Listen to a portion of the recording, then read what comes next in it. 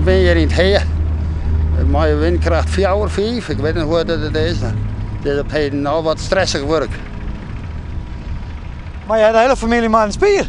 Ja, die helpen altijd mooi. Plus wat bekend vaak. Ja. Dus als ze niemand helpen. Nou, dat is toch mooi? Ja? Hele familie moet even mooi helpen, toch? Dat heb je net elke dag, dus en je moet erbij wezen, want morgen zal het weer regenen, zegt Piet.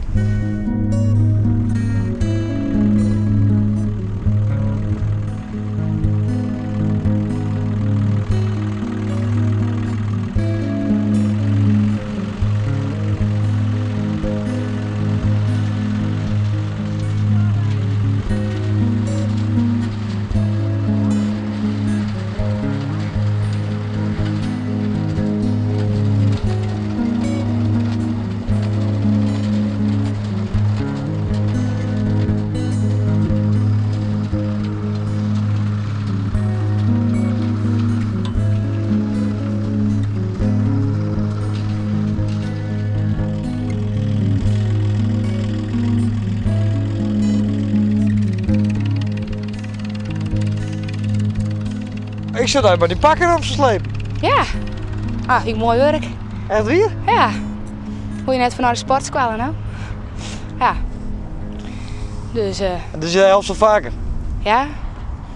Ja, als er heer is, dan moet je thuis wezen, dan moet je erbij wezen. Ja. Oude zeren. Ja, dat deed je nog van Hoyt en Mem? Maar ja, nee, maar ja, dat zei ik dat gewoon. Als je thuis bent, dan moet je helpen. En nou ja, het moet van het loon. Ja. Ja.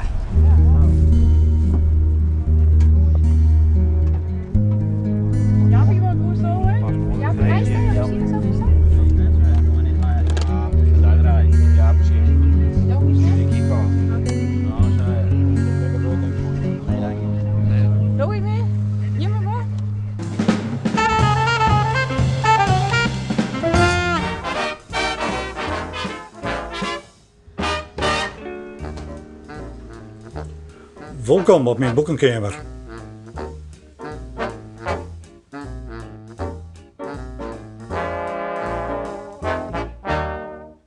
Dit is mijn boekenkamer en daar heb ik een verscheidenheid aan boeken.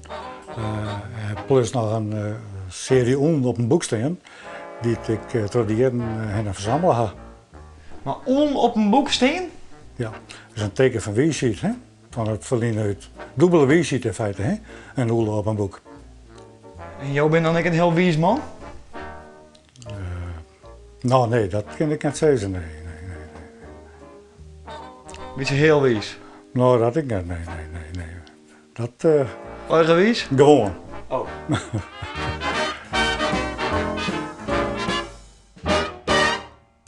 Hoe kom je hier nou bij?